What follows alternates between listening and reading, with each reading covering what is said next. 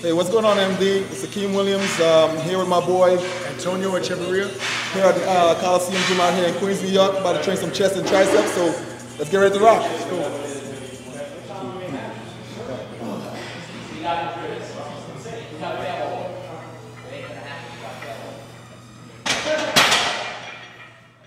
Hey, what's going on, MD? It's AKIM Williams right here. Basically, last year my last show last year was the Eastern USA's out in New York. I did pretty well, you know. I won the overall. Showed up as a super heavyweight. I think I weighed in like about 246. What's the difference between off-season and in-season? That's the difference. Triceps look like they're about to give birth.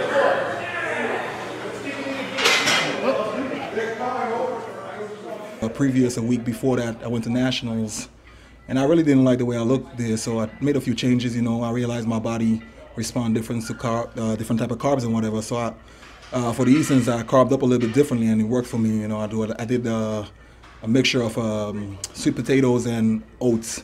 Not giving away my secrets, but you guys are welcome to try it. It really works well. Was a lot fuller, a lot harder. I like that look a lot, you know. So after the show, I spoke to a few of the judges, and they tell me that I need to work on my back. Really, my back is probably one of my weak areas, because from the front I look really good. I could probably stand up there with any super heavyweights, but when I turn around, that's where I'm lacking muscle, or basically just not as defined as I should be, you know.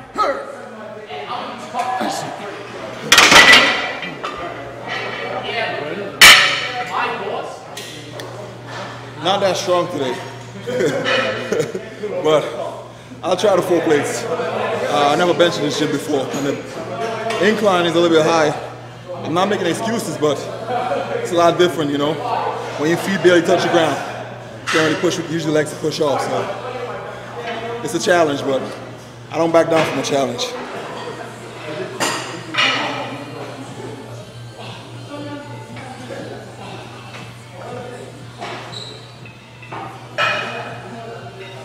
Don't let me down.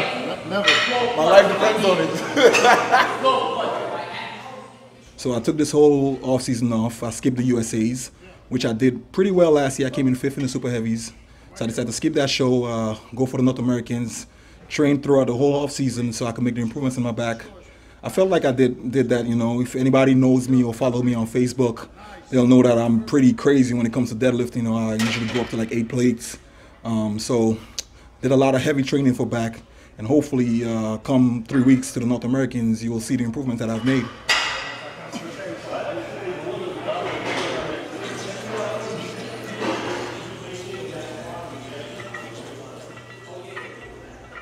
All right, guys. So basically, what I did different this time when it comes to my chest workout is I started off with incline pretty much throughout the whole off season, which allowed me to get a lot stronger, because everybody knows incline is a lot harder than bench press. One of my biggest fears is basically doing bench press and getting a pec tear. So I've learned that if you always start off with incline, because most bodybuilders or a lot of people who compete don't have upper chest. So you want to start off with a workout that basically would help you to improve those weak body parts.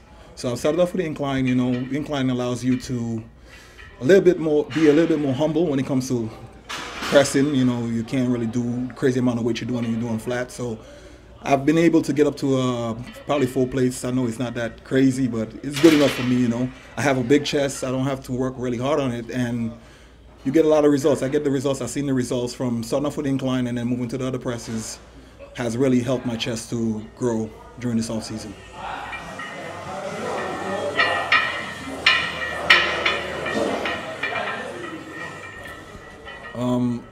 For this off season, I basically got up to like about 275. I didn't try to get too heavy, you know. That's not my style. I like to have abs in the off season and make sure I stay tight, you know, because one of my strong points is my waist. I could say I sport like about a 28-inch waist, and that's pretty impressive for a super heavy. So I try not to eat out of control or just control my eating in the off season, because I don't need to put on that much weight. I usually grow while I diet, you know.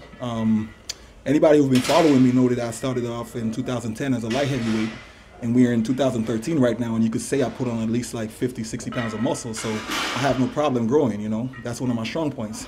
So as right now, when I step on the scale in the morning time, I'm probably like high 240s, which is perfect for me, you know.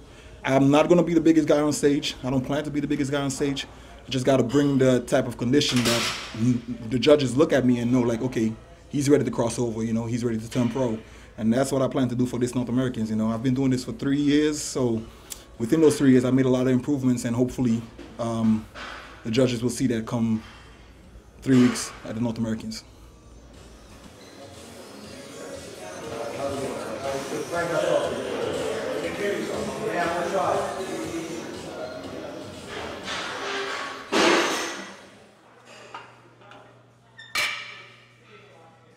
For the off season, I stuck with a lot of foods that I like, basically. So anybody who follow me on Facebook or whatever, they see I always post pictures of cheesecake.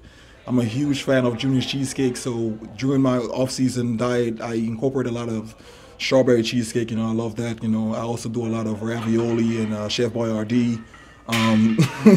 Huge fan of Fruity Pebbles also. You know, so those are some of the things that I eat in the off-season, because what I've learned is you're gonna be dieting for 16 weeks, 12 weeks, eating clean. So you try to give yourself a break from those clean meals. You know, and I try to eat the food that I love in the off-season, so that way I don't miss them when I start dieting. So that allows me not to cheat on my diet. And for any bodybuilder, you know, you should always strive to stay lean and healthy, but sometimes you got to give your body a break. You know, sometimes your body wants certain things like junk food, you know. So that's pretty much it. As a bodybuilder, I have it a lot. Like, I wouldn't say it's difficult, but it's pretty hard for me because I work full time. You know, I work as an undergrad counselor at a university. I also go to grad school. Pretty close. I'm like about 3 classes away from finishing my master's, and finding time to train and compete and have a personal life is really hard. You know, so there's a lot of sacrifices I have to make. Like, for example, I usually train at nights, so I had to basically find a gym that's 24 hours to put my routine in, because any other gym wouldn't work, you know. So pretty much I'm going to the gym at like 7 o'clock at night, and I'm leaving like maybe around 11, when you have to like factor in like cardio and all this other stuff. And you know, we in New York, so late night the subways really suck. So I'm pretty much getting home like 1, 2 o'clock in the morning. So it's pretty tough, you know. So I hear a lot of bodybuilders complaining about it's hard when they do personal training, but you never know it's hard until you have a full-time job, going to school and competing. So this sport, you know, it's a lot of dedication. Reason I do it because I love it, and if it wasn't for the love of the sport, I probably wouldn't be doing it, you know. So basically, when you're squeezing, the top of the movement counts. So you come in here, you want to hold it for a few seconds and then let it go again with the same tension. Hold it, because that's when you feel the pressure.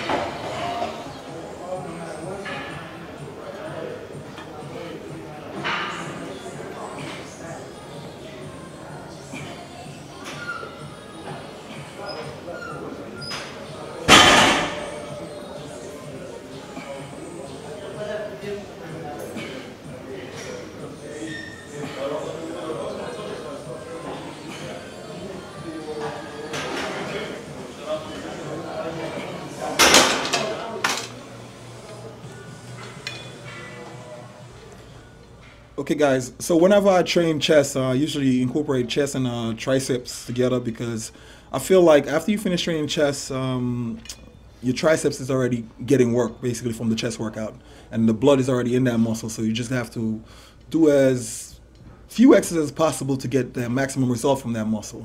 So I don't have to go crazy on and train my triceps. If you look at the video and you see my triceps, you know that I have pretty big triceps, so I don't have to do anything crazy. I just, you know, simple workouts, that way I don't injure my elbows or anything like that, because the main goal of the bodybuilding is basically longevity, and you try to stay injury free. So whatever exercise I could do to keep myself injury free and get the maximum results, that's the way I do it.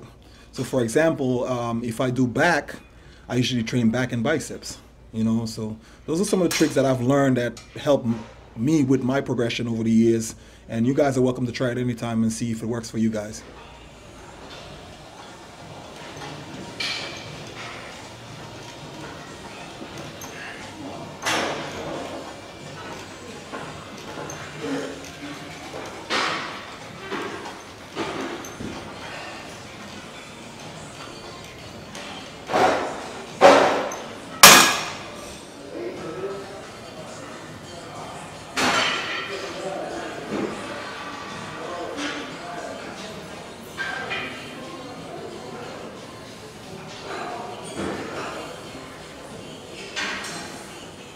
your legs.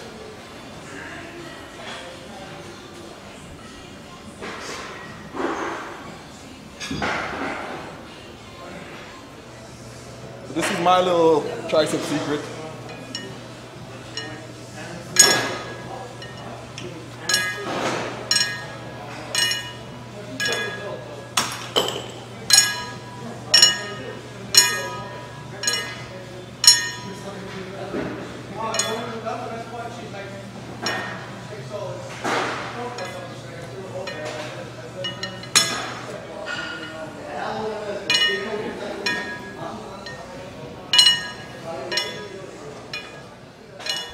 Just want to say thank you to Muscular Development for the wonderful opportunity of featuring me on video.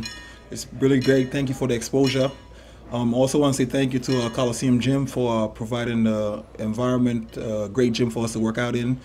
They were very hospitable and they cooperated with us a lot. Also want to say thank you to my sponsors, Natural Vitamin, for sticking with me over the pretty much a year and a half that I've been with them. They've really been supportive and helping me accomplish my dreams. My coach, and also my girlfriend Christina for helping me with all my meals and putting up with me. And also my training partner Jay, who's been there and really motivated me throughout this prep. Thank you.